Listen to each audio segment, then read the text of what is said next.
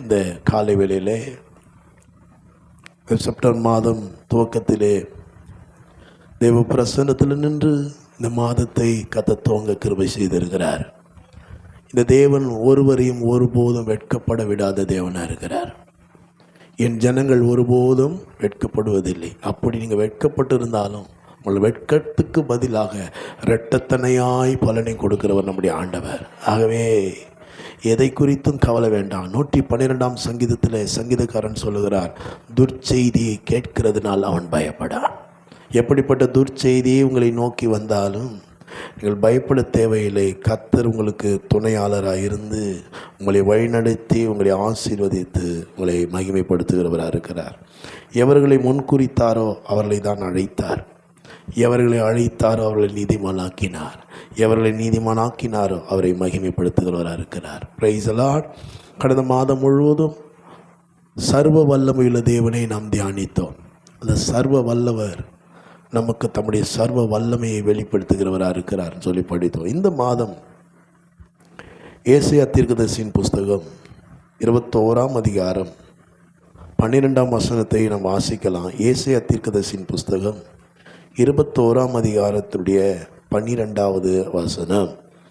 அதற்கு ஜாமக்காரன், விடியற்காலம் வருகிறது, ராக்காலமும் வருகிறது, நீங்கள் கேட்க மனதானால் திரும்பி வந்து கேளுங்கள் என்றே சொல்லுகிறார். ஜாமக்காரன் என்கிறவன் இங்கே சொல்லுகிறார், விடியற்காலம் வருகிறது, ராக்காலமும் வருகிறது, கேட்க மனதானால் திரும்பி வந்து கேளுங்கள் என்றே சொல்லுகிறார். ஜாமக்காரன் என்று சொல்லும் பொழுது அன்றைக்கு அந்த நாட்களிலே அந்த தேசத்தை பாதுகாக்க சுற்றிலும் வேலி அடைத்து சுவர்களை கட்டி அந்த சுவர்கள் மேல் காவற் கோபுரத்தை வைத்து அதிலே ஜாமக்காரன் என்கிற ஒரு பணியை அவர்கள் கொடுப்பார்கள். நம்ம ஊரில் சொல்லலாம் வாட்ச்மேன் அப்படின்னு சொல்லலாம். இப்போது நான் சின்ன பையனாக இருக்கும் பொழுது இந்த பக்கத்தில் மாதா கோவில் இருந்தது இல்லையா, அங்கே வாட்ச்மேனுங்க கரெக்டாக பெல் அடிப்பாங்க. ஒரு மணி என்ன டைம்னு பார்த்து பெல் அடிப்பாங்க. அப்போல்லாம் வாட்ச் எல்லாம் குறைவு தான். அப்போ அந்த பெல் அடிக்கிறத வச்சு நேரம் கண்டுபிடிக்கலாம். 10 மணிக்கு ஒரு பெல் அடிப்பாங்க, 12 பெல் அடிப்பாங்க, 11 மணிக்கு 11 பெல் அடிப்பாங்க, 1 மணிக்கு ஒரு பெல் அடி, காலையில் வரைக்கும் அது தொடரும். நல்லா க்ளீனாக கேட்கும். ஜாமக்காரர்கள் யாரும் வெளி ஆட்கள் உள்ளே வராதபடிக்கு அவர்கள் பாதுகாக்கிறார்கள். அப்போ அந்த ஜாமக்காரர்கிட்ட அங்கே கேட்கும்போது ஜாமக்காரர்கள் சொல்லுகிறார்களாம், விடியற் காலம் வருகிறது, ரா காலமும் வருகிறது. அப்போது எப்படிப்பட்ட காலம் இனி இந்த தேசத்திலே சம்பவிக்க போகிறது என்று கர்த்தருடைய ஆவியானவர் தம்முடைய திருச்சபைக்கு வெளிப்படுத்த சித்தமுள்ளவராகையால் இந்த காலை வேளையிலே அதை இந்த மாதத்தில் நமக்கு தந்திருக்கிறார். இது இஸ்ரவேல் ஜனங்களை குறித்து சொன்ன வாக்குத்தத்தமாக இருந்தாலும் இது இன்றைக்கு நமக்கு பொருந்துகிறதா இருக்கிறது. நீங்கள் 11ஆம் வசனத்தை போய் வாசிச்சிங்கன்னா அதிலே, தூமாவின் பாரம் சேயிலிருந்து என்னை நோக்கி, ஜாமக்காரனே இரவு எவ்வளவு சென்றது என்று கூப்பிட்டு கேட்க. அதற்கு ஜாமக்காரன், தூமாவின் பாரம், பாரம்னு சொன்னாலே நியாய தீர்ப்புன்னு அர்த்தம். பாரம். நீங்கள் இதே ஏசாயா இந்த 21ஆம் அதிகாரம் 1ஆம் வசனம் வாசிங்க, அதே 13ஆம் வசனம் வாசித்தீங்கன்னா நாங்கள் அரேபியாவின் பாரம், இந்த பாரம், அந்த பாரம். கர்த்தர் தேசத்தின் மீது கொடுக்கிற நியாய தீர்ப்பை குறிக்கிறது. அப்போது தூமாவின் பாரம் அப்படின்னு சொல்லும்பொழுது, இந்த தூமா என்று சொல்லும் பொழுது இது ஏதோம் தேசத்தை குறித்து, தூமா என்று சொல்லும் போது ஏதோம் தேசத்தை குறிக்கிறது. ஏதோம் தேசம் என்று சொல்லும் பொழுது இந்த ஏதோம் தேசத்தார் யாருன்னு சொன்னால், யாக்கோபுடைய அண்ணன் ஏசா அவர்களுடைய சந்ததியார். யாக்கோபுடைய அண்ணன் தெரியலையா? யாக்கோபு யாரை ஏமாத்தினார்? ஏசாவை. ஏசாவினுடைய சந்ததியார் தான் ஏதோம் தேசத்தார்.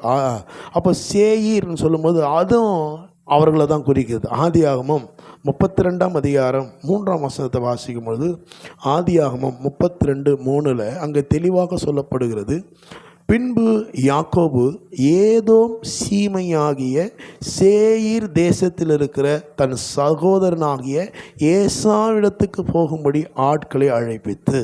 அப்போ ஏதோம் சேயீர் என்று சொல்லும் பொழுது இது எதை குறிக்கிறது என்று சொன்னால், இது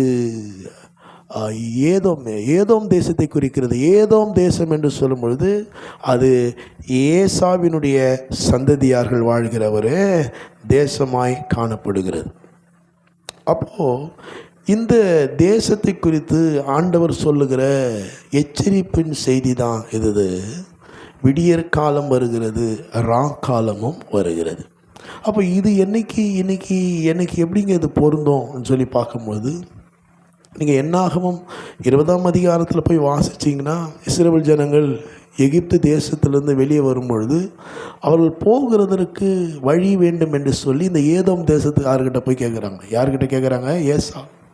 அண்ணன் தம்பி சண்டை, அவனுக்கு 2 பேரோட முடியல. அவனுக்கு 2 பேரும் சமாதானம் ஆகிட்டானுங்க. ஆனால் பின்வரும் சந்ததியார்கள் பாருங்கள் முட்டிக்கிட்டானுங்க. இவங்க இஸ்ரவேல் ஜனங்களுக்கு வழி விடலை. என்னாகும் 20:17 வாசிச்சிங்கன்னா, நாங்கள் உமது தேசத்தின் வழியாய் கடந்து போகும்படி உத்தரவு கொடுக்க வேண்டும். வயல்வெளிகள் வழியாகவும் திராட்சை தோட்டங்கள் வழியாகவும் நாங்கள் போகாமலும் துறவுகளின் தண்ணீரை குடியாமலும் ராஜ பாதையாகவே நடந்து உமது எல்லையை கடந்து போக மட்டும் வலதுபுறம் இடதுபுறம் சாயாதிருப்போம் என்று உமது சகோதரனாக இஸ்ரவேல் சொல்லி அனுப்புகிறான் என்று சொன்னான். அதற்கு ஏதோ, நீ என் தேசத்தின் வழியாய் கடந்து போகக்கூடாது, போனால் பட்டயத்தோடு உன்னை எதிர்க்க புறப்படுவேன் என்று அவனுக்கு சொன்னான். கர்த்தருடைய பிள்ளைகளுக்கு இந்த ஏதோம் தேசத்தார் எதிர்த்து நிற்கிறார்கள். கர்த்தருடைய வார்த்தைக்கு இவர்கள் கீழ்ப்படியாமல் கர்த்தருடைய பிள்ளைகளுக்கு எதிராக இவர்கள் எழுந்து நிற்கிறார்கள். ஆகவே இந்த ஏதோம் தேசத்தை குறித்து ஆண்டவர் சொல்லுகிற பாரம் தான் இந்த விடியற் காலம் வருகிறது, ராக்காலம் வருகிறது. பாருங்க, ஒரு நாள் இங்கே வேதத்தில் பார்த்தீங்கன்னா விடியற் காலம் ராக்காலம் மட்டும்தான் போடப்பட்டிருக்குது. ஆனால் இந்த 2 தான் வாழ்க்கை கிடையாது. விடியற் காலை, நடுவில் விடியற் காலம், பகல் காலம், அப்புறமானது ராக்காலம். பகல் காலத்தை பற்றி இங்கே சொல்லலை. ஏன்னா பகல் காலத்தை பற்றி வேறு எங்கேயும் சொல்லப்பட்டிருக்குது, அதை நம்ம படிக்கலாம். அதாவது என்ன சொல்ல வருகிறான்னு சொன்னால், விடியற் காலம் ராக்காலம் வருகிறது. கர்த்தருடைய ஆவியானவர் என்ன நமக்கு கற்றுக் கொடுக்க விரும்புகிறார்னா, விடியற் காலம் என்று சொல்லும்பொழுது அது இயேசுவினுடைய ரகசிய வருகையை குறிக்கிறது. அவர் ரகசியமாய் வந்து தம்முடைய பிள்ளைகளை சேர்க்க போகிறார். அப்படிப்பட்ட ஒரு காலகட்டத்தில் வாழ்ந்திருக்கிறோம். ராக்காலம் என்று சொல்லும் பொழுது அது அந்தி கிறிஸ்துவனுடைய ஆட்சியை குறிக்கிறது. ராக்காலம், ஒருவரும் கிரியை செய்யக்கூடாத ஒரு ராக்காலம் வரப்போகிறது. இந்த ரகசிய வருகையிலே எடுத்து கொள்ளப்படாதவர்கள் அந்தி கிறிஸ்துவனுடைய ஆட்சியில் அவர்கள் சிக்கி சீரழிந்து போவார்கள். அப்போ பகல் காலம் என்று சொல்லும் பொழுது இன்னொன்று நான் சொல்லணும். 1 தெசலோனிக்கர் 5ஆம் அதிகாரம் 9ஆம் வசனத்தில், தேவன் நம்மை கோபாக்கினைக்கென்று நியமிக்காமல் நம்முடைய கர்த்தராக இயேசு கிறிஸ்து மூலமாய் ரட்சிப்படைவதற்கென்று நியமித்தார். அப்போது அந்த ராக்காலத்துக்கென்று கர்த்தர் நம்மளை சிருஷ்டிக்கவில்லை. ராக்காலத்துக்காக தேவன் நம்மளை உண்டாக்கவில்லை. தேவன் நம்மை எதற்காக உண்டாக்கினார்? விடியற் காலத்துக்காக தான் உண்டாக்கினார்.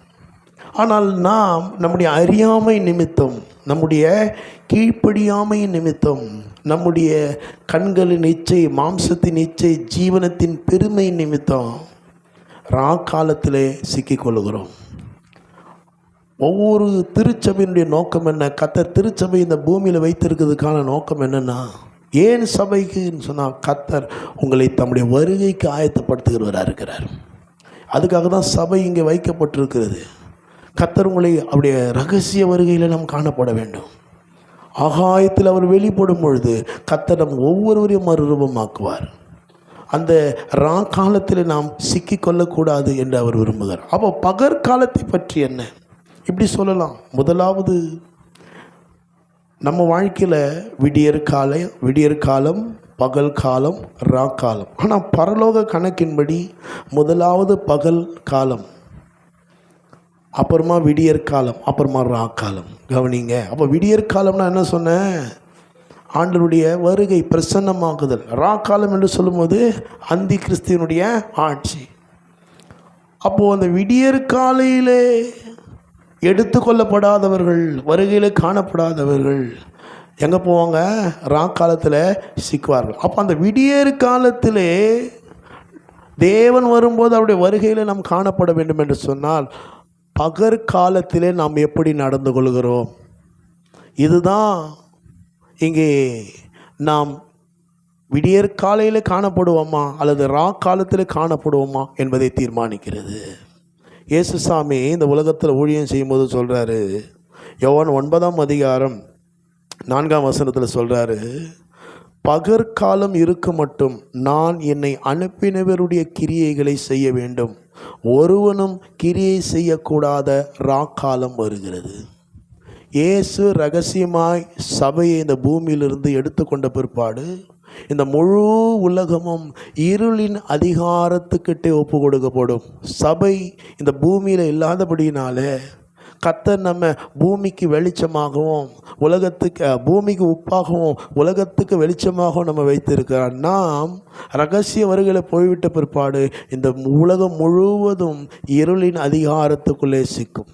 அப்போ நான் விடியற்காலையில் அவருடைய ரகசிய வருகையில் காணப்பட வேண்டும் என்று சொன்னால் இயேசுசாமி சொல்கிறார், பகற்காலம் இருக்க மட்டும் நான் என்னை அனுப்பினவருடைய கிரியைகளை செய்ய வேண்டும். அப்போ அந்த பகற்காலம் என்று சொல்லும்போது இன்றைக்கு நம்ம வாழ்ந்து கொண்டிருக்கிற கிருபையின் காலத்தை குறிக்கிறது. அது மாத்திரமல்ல, நீங்கள் அங்கே போய் பார்த்தீங்கன்னா பகற்காலம் இருக்கும் மட்டும், இது ரொம்ப நாள்லாம் கிடையாது, இது ஒரு குறிப்பிட்ட நாள், ஒரு குறிப்பிட்ட நேரத்துக்கு தான் பகற்காலம் இருக்கும். அப்படின்னு சொல்லலாமா? ஏன்னா இயேசுசாமியுடைய வாழ்க்கை இவ்வளோ நாள் தான். 33 வயதில் அவர் மரித்து அடக்கம் பண்ணப்பட்டு 3ஆம் நாள் உயிர் தெழ வேண்டும், அது தீர்மானிக்கப்பட்டது. அப்போது இயேசுசாமிங்க சொல்கிறார், பகற்காலம் இருக்க மட்டும் நான் என்னை அனுப்பினவருடைய கிரியைகளை செய்ய வேண்டும்.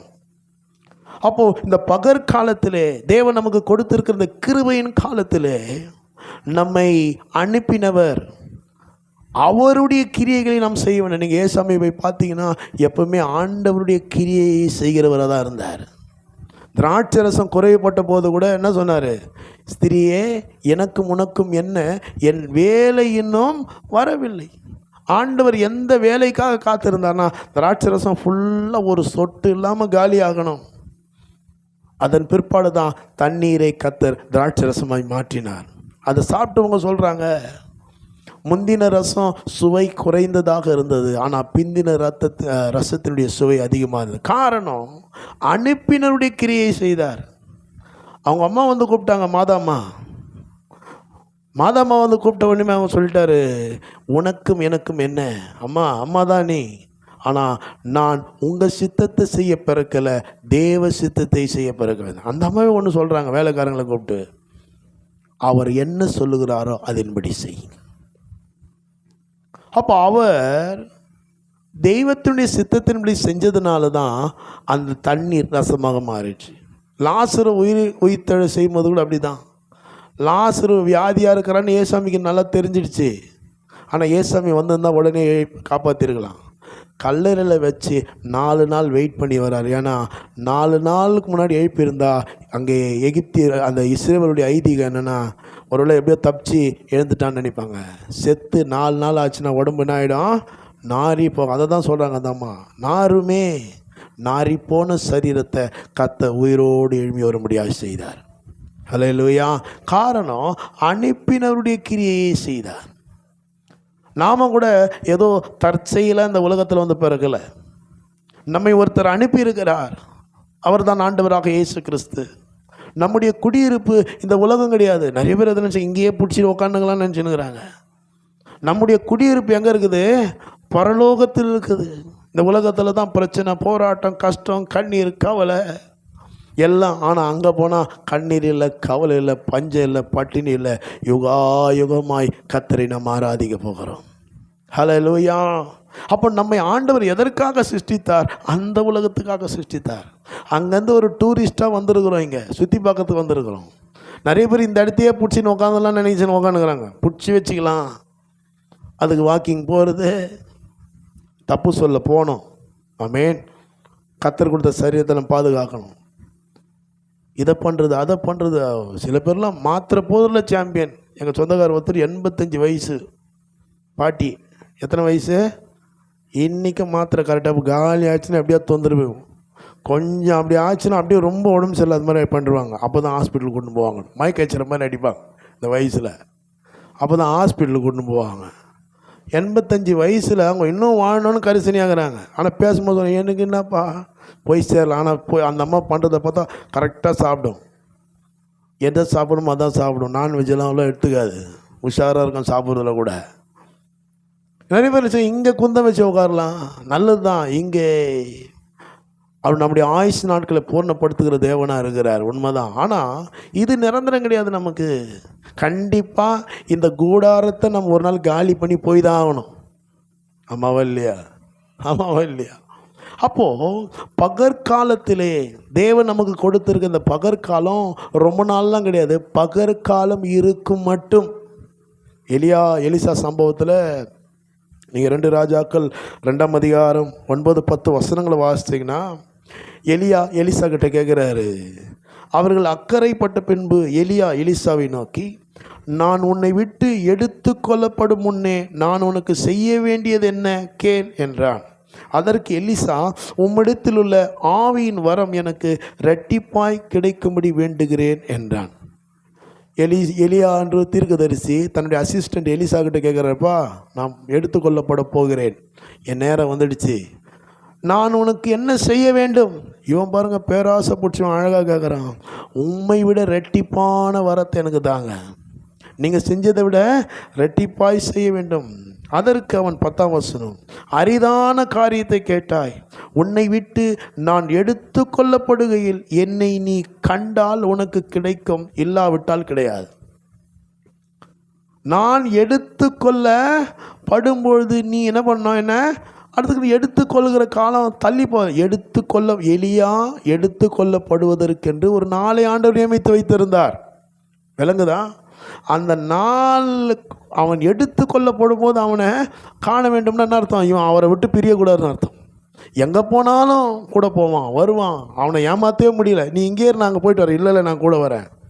கடைசியில் ஆண்டவர் பாருங்க, ஒரு அக்கினிமயமான ரதத்தை அனுப்பி பிரிக்க வேண்டியதாக போச்சு. இவனுங்களை பிரித்து தான் எலியா என்ன பண்ணார், கொண்டு போனான். அப்போ அந்த பகற்காலம் கூட, இந்த பகற்காலத்தில் வாழ்ந்து கொண்டு இருக்கிறோம். இந்த பகற்காலத்தில் எப்படிப்பட்ட காரியங்களை நாம் செய்கிறோம் என்பதை வைத்து தான் என்னுடைய முடிவு விடியற் காலமா அல்லது ராக்காலமா என்பதை தீர்மானிக்கிறது. எபேசியருக்கு நிருபம் 5ஆம் அதிகாரம் 15-16 வசனத்தில் அங்கே சொல்லப்படுகிறது. ஆனபடியினாலே நீங்கள் ஞானமற்றவர்களைப் போல நடவாமல் ஞானம் உள்ளவர்களைப் போல கவனமாய் நடந்து கொள்ள பார்த்து, நாட்கள் பொல்லாதவைகள் ஆனதால் காலத்தை பிரயோஜனப்படுத்தி கொள்ளுங்கள். உங்களுக்கு கொடுக்கப்பட்டிருக்கிற இந்த கிருபையின் காலத்தை, இந்த நாளைக்குன்னு தள்ளி போடாதீங்க. நாளைக்கு நிரந்தரம் அல்ல, நாளை நம்முடையதும் அல்ல. காலத்தை, இன்றைக்கு கர்த்தர் நமக்கு கொடுத்திருக்கிற இந்த காலத்தை பிரயோஜனப்படுத்தி கொள்ளுங்கள். இன்றைக்கி நிறைய பேர் என்ன நினைக்கிறாங்க, இயேசு வருகிறது தாமதமாகும்னு நினைக்கிறாங்க. ஆனால் கர்த்தருடைய ஆவியானவர் தெளிவாக தம்முடைய வார்த்தை இந்த மாதம் நமக்கு நேரம் அனுப்புகிறார். விடியற் காலமும் ராக்காலமும் வருகிறது. முதலாவது விடியற் காலம், 2வது ராக்காலம். ஆனால் பகல் காலத்தில் நீ எப்படி கிரியை செய்கிறாயோ அதை வைத்து தான் உன்னுடைய காலங்கள் தீர்மானிக்கப்பட போகிறது.